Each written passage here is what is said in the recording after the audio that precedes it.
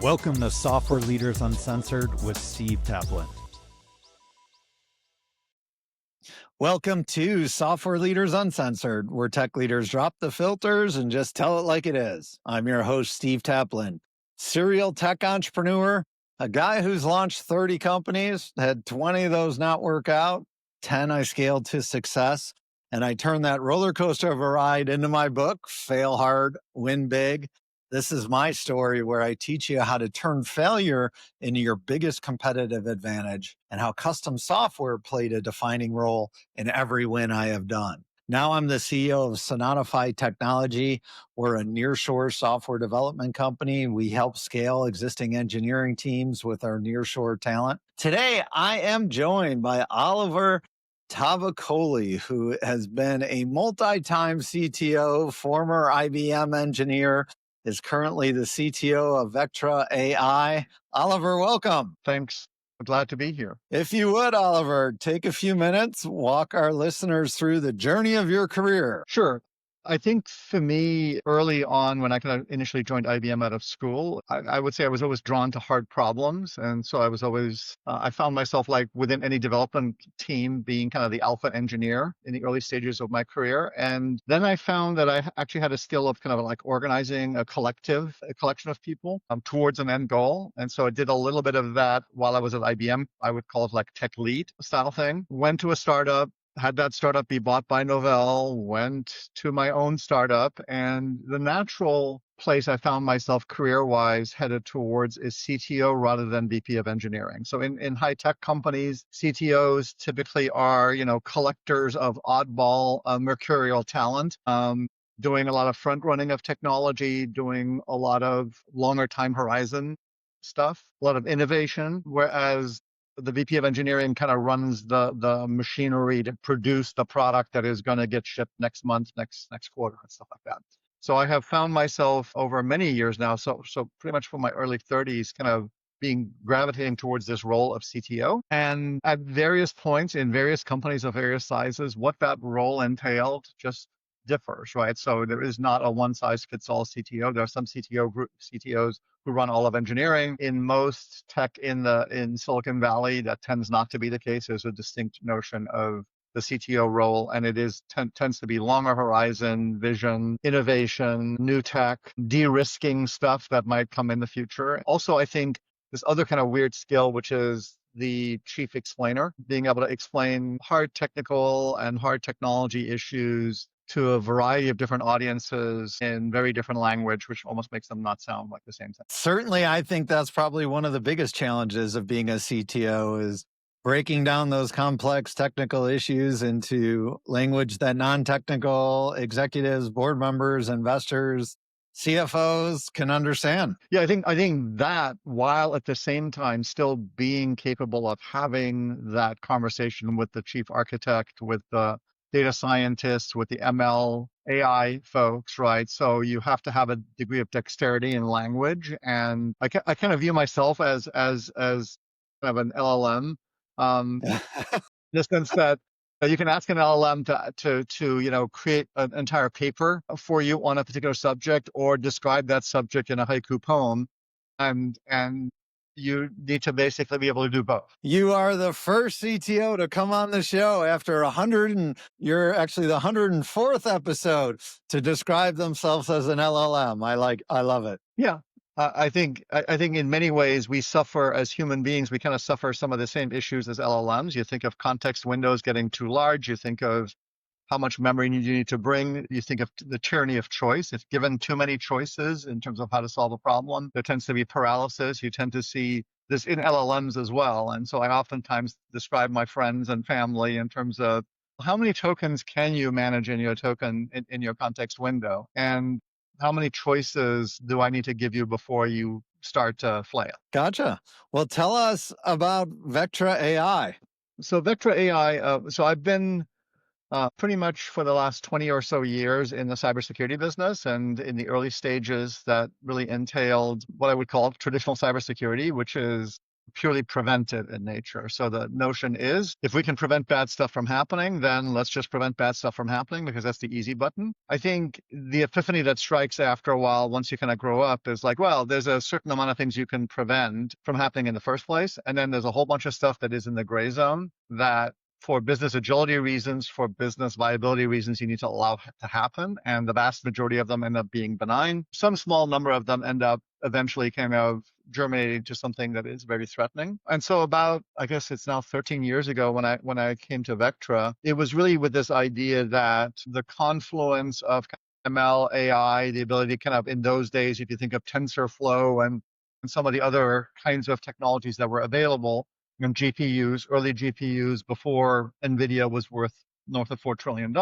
So this idea was, can you apply what I facetiously refer to as fancy math to the problem of finding signal amongst a relatively noisy environment, and then extracting that signal and chaining that signal together and trying to isolate an attack as it occurred within the environment. So the mission for Vectra is basically post-incursion, pre-breach. Can we help you utilize that time effectively to actually prevent the attack from doing you grievous harm? That has been our mission all along. Initially, it started being focused on the network in terms of looking at packets flowing back and forth, because that was really an uncovered area. Over time, as our customers have made a mockery of a traditional network. If you think today, it's like you got people at home going through a SSE solution like a Zscaler, accessing Microsoft 365 and OneDrive and other things directly on the internet. The notion of a traditional kind of corporate network with a firewall protecting everything has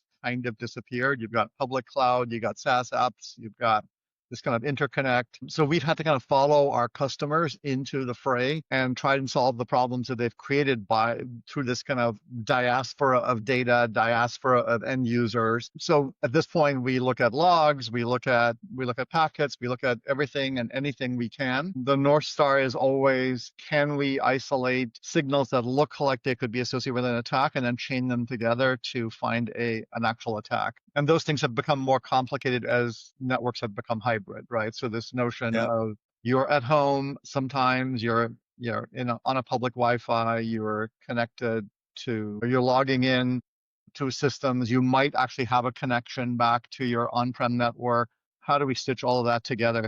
Once an attacker kind of gets inside and gets a hold of your credentials or gets a hold of your machine and hopscotches around this environment, how do we find the various signals and stitch them together? So cybersecurity is a pretty crowded space. How do you guys differentiate yourselves? It's hard to differentiate yourself from a marketing perspective. I mean, if you ever go to a show like RSA or Black Hat, you will find that pretty much a complete saturation of whatever messaging you could come up with. Obviously, Black Hat and RSA this year, everything was agentic. I think 3 or 4 years ago, everything was zero trust. So you tend to have, it's like 3-year-olds playing soccer. Everybody runs to the ball. There's no kind of like spreading out. I think for us, it ultimately just becomes being crisp and clear about our message as to what we do. It's about the results. It's not about how we do it, right? So yes, we have been using AI, not Gen AI, but earlier forms of AI from the get-go. Obviously, we're embracing some of the new and novel techniques that are kind of available to us now. But ultimately, it just comes down to the end goal. Can we find basically the signals that are harbingers of an attack? Can we do that in a relatively noise-free way? Because most security operations centers, which is where these alerts tend to go to, are drowning in noise. You talk to most customers, they have 1 million signals or 10 million signals coming in a given year, and they have maybe 1,000 or 5,000 incidents that they're pursuing. And of those 1,000 or 5,000 incidents, maybe 3 of them end up being real, actual attacks. And so you can imagine this funnel of information, right? And so in the perfect world, people tend to just go, well, just find me, give me all the true positives and no false positives and no false negatives. It turns out in this pipeline, that's not really possible other than chaining things together. So that really becomes really a key differentiator for us, is to recognize from day one it's a noise problem, and to build pipelines and build stitching and build filtering that really tries to ensure that you see the things that you need to pay attention to, and that you're not distracted by the things that would otherwise take up your time.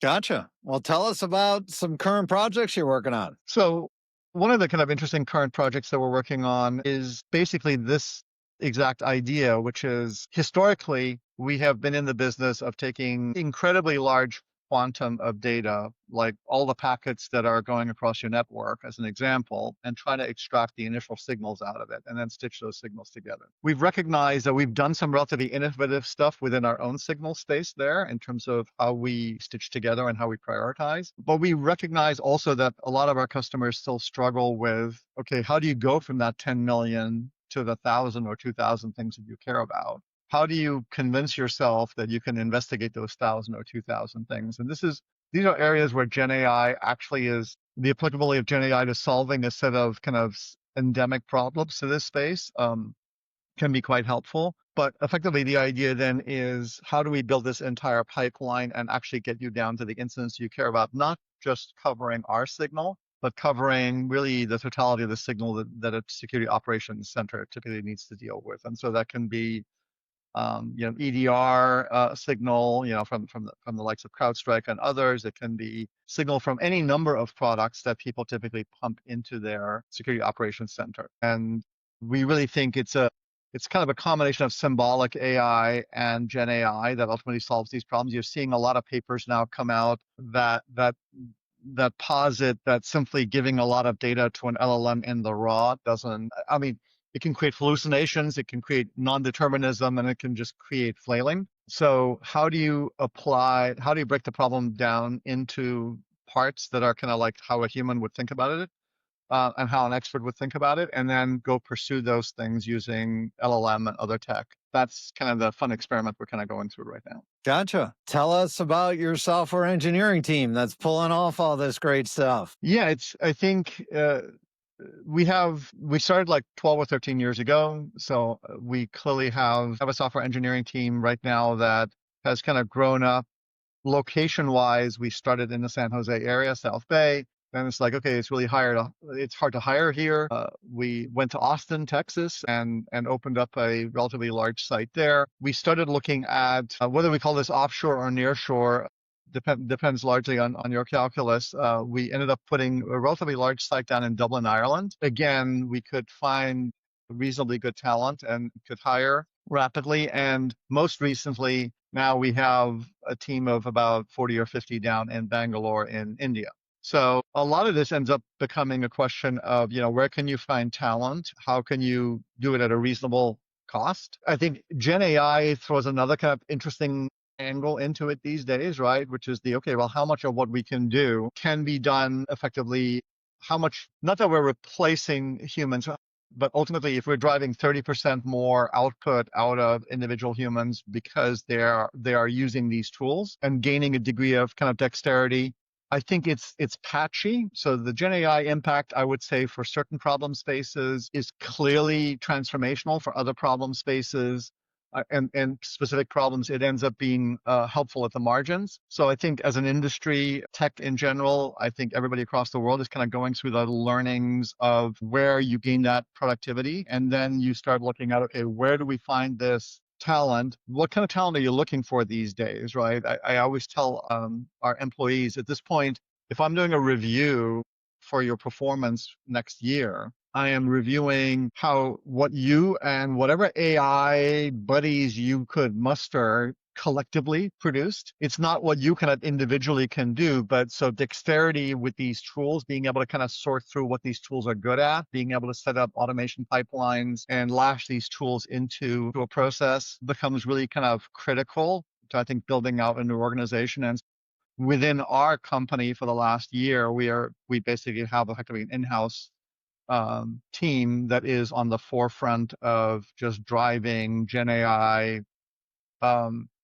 application to, from biz ops to sales to marketing to engineering to subspecies of engineering. I have one of the teams that reports to me, which is a little bit of a head scratcher for most people, but this has kind of historically been a pet peeve of mine, is user experience. So basically the team that designs our UIs reports up to me, because this is always something I've felt very strongly about. And I felt that a lot of tech companies, particularly B2B tech companies, did very poorly 10, 15 years ago. So within that practice, where does Gen AI come in? Well, it can help basically review designs against different kinds of specifications and observe certain kinds of problems. You can use visual LLMs as almost test subjects. You can give them UIs to operate and watch them struggle to operate, and they are pretty good proxies for humans, probably likely struggling with those things. You can basically use them to create training videos, just giving them effectively a task and watching them perform a task and then produce a video out of it.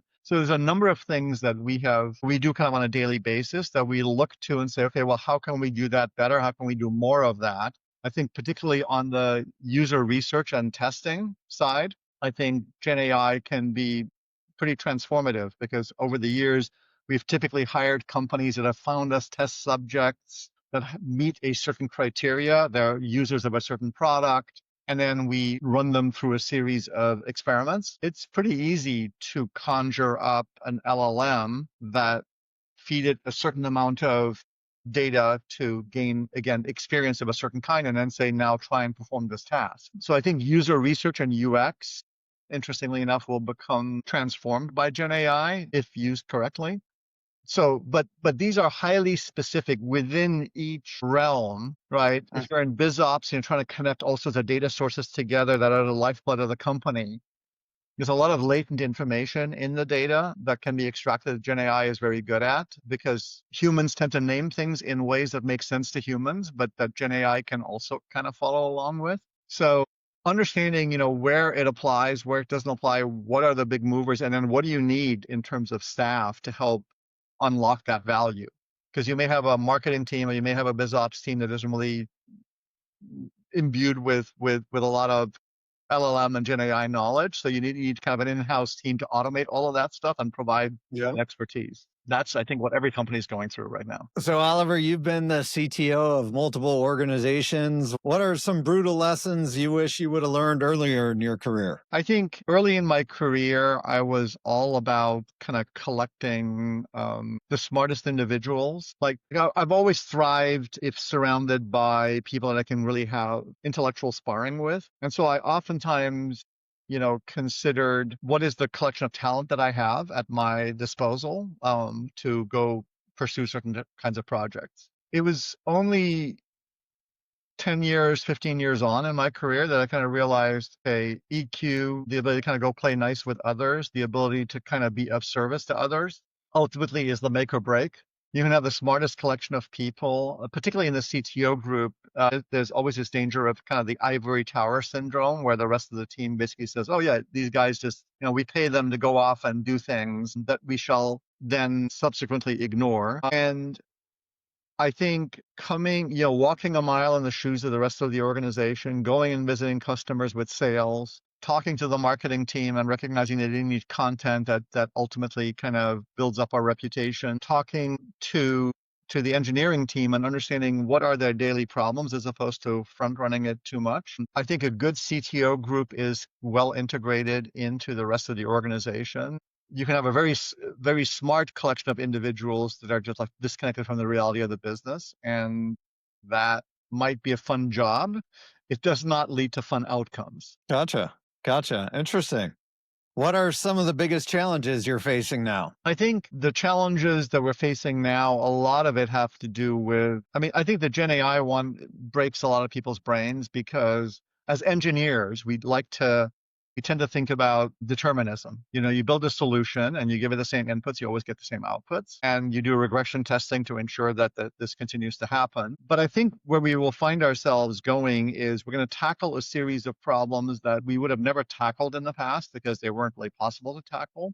But we're going to have to live with the fact that determinism doesn't really exist in those spaces. You think about self-driving cars as an example, right? It's like, can you control for all of the variables that all of the sensors in that car are going to encounter at any given moment in time? And you can't.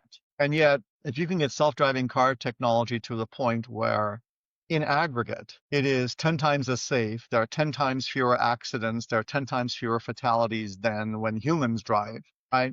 You're going to have to get your head around the fact that, striving for perfection is leaving a lot of value on the table.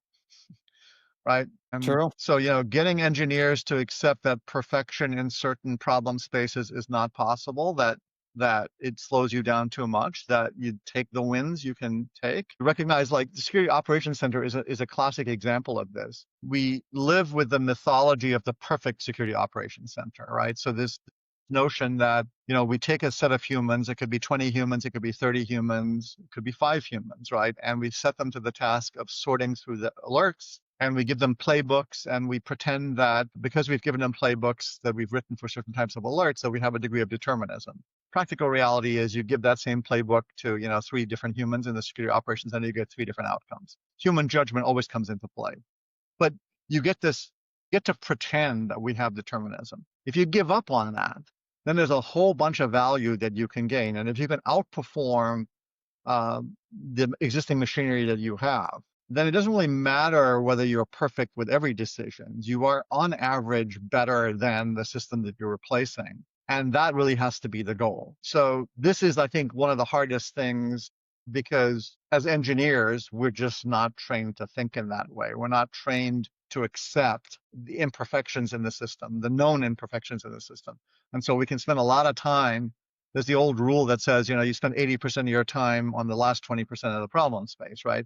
This is indicative of it. So can we find the right balance of taking the wins and living with the imperfections of the systems that we're going to be building, rather than striving for perfection and thereby slowing ourselves down and actually, getting the positive benefits? I think that's Gotcha. a huge challenge. So talk about how you're integrating AI into your product and operations. Yeah, I think within every part of the business, if you think of it from an operations perspective, within every part of the business, we're looking squarely at, what are the benefits that can be gained, and how do we pursue those, and what's the talent that we need at the table to help do that. I think within the products, it's very interesting. Like in the cybersecurity space, there are really distinct problems with AI. There's the fear that our customers have that they're exposing themselves to risk by using some of these AI tools. There's plenty of examples of prompt injection and other kinds of attacks that can be done that are result from the attack surface of adopting the technology. So that's one problem in customers' mind.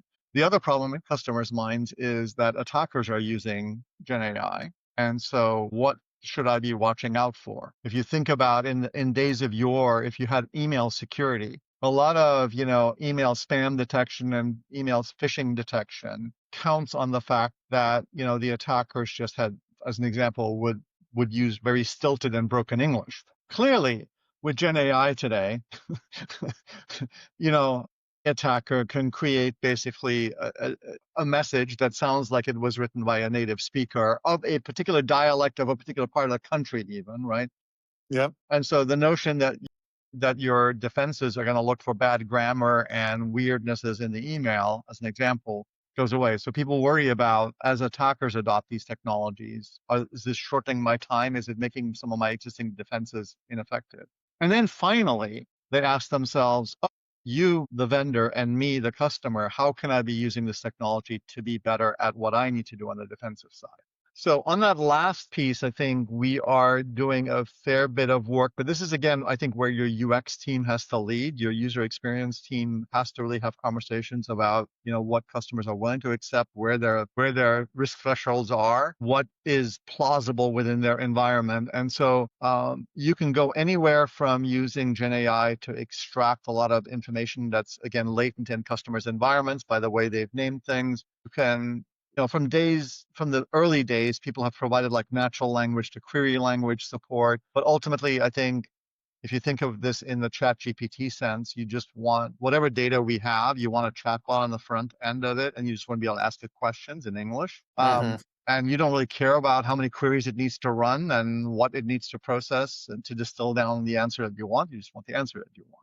And so I think this is where we're kind of getting to, is the democratization of the data that we have. And so thinking very squarely also about how do we gain maximum leverage from the data that we collect on a daily basis, and what additional data should we be collecting. A lot of what this really comes down to for most product companies is getting their data house in order. Oftentimes the data is not structured in the way you would ideally want it.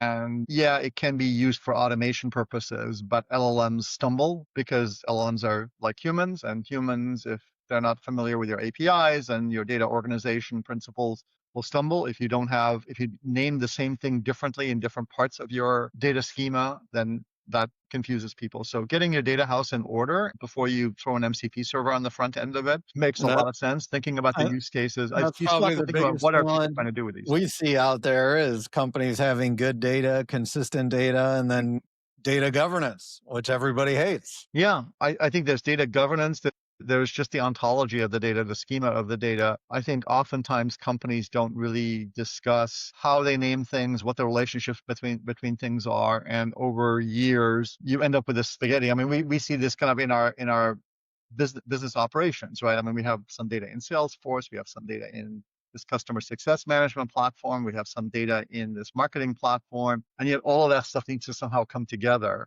And these are different bits of schema. Again, I think Gen AI as a connector of worlds, as a translator between worlds, I think will be quite effective. But I do think that we need to meet it halfway in cleaning up the data and ensuring that the data is actually accurate. The number of times you tend to go into companies and you look at fields in Salesforce or other places, and it's like, well, that's totally wrong. It's like, yeah, well, nothing in the machinery uses that field, so therefore that field can be wrong without breaking anything. It's like, yeah, but that feels like not a great way to run things, to hope that certain fields don't matter, even though they exist.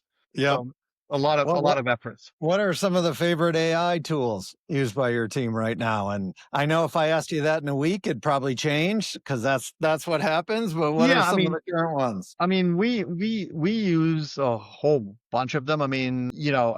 Cursor, and it's like just from a coding perspective, we basically decided that the company at large just needed a generic tool chain. So that is, everybody has access to kind of like an enterprise license of ChatGPT.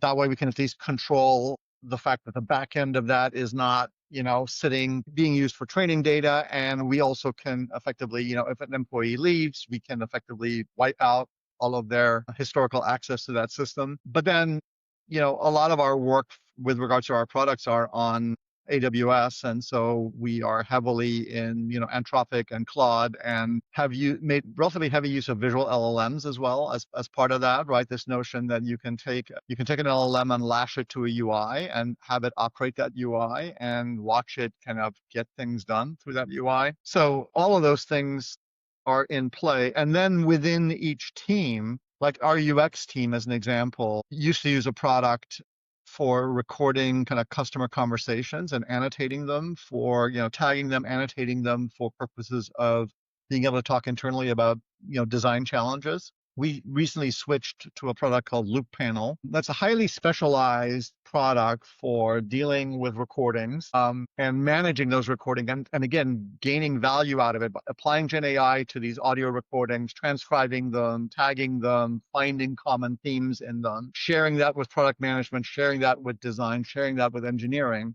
That's a specialized tool in a very relatively small niche space, right? So you tend to find gems in each of these areas. We have found in general that choosing newer tools that have come into existence more recently gets us more of that Gen AI uplift.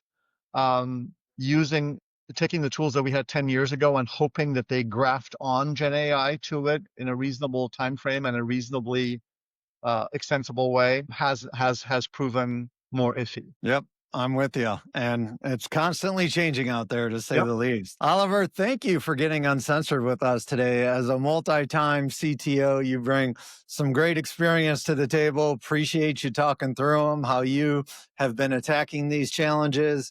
Before we wrap, what's some no BS advice you have for tech leaders out there trying to build, scale, or just survive in the current times? I think one, your career is long. Enjoy what you do. If you hate what you do, find some other way of doing the job or find some other job, because I think you can't hate what you do on a daily basis and be very good at it.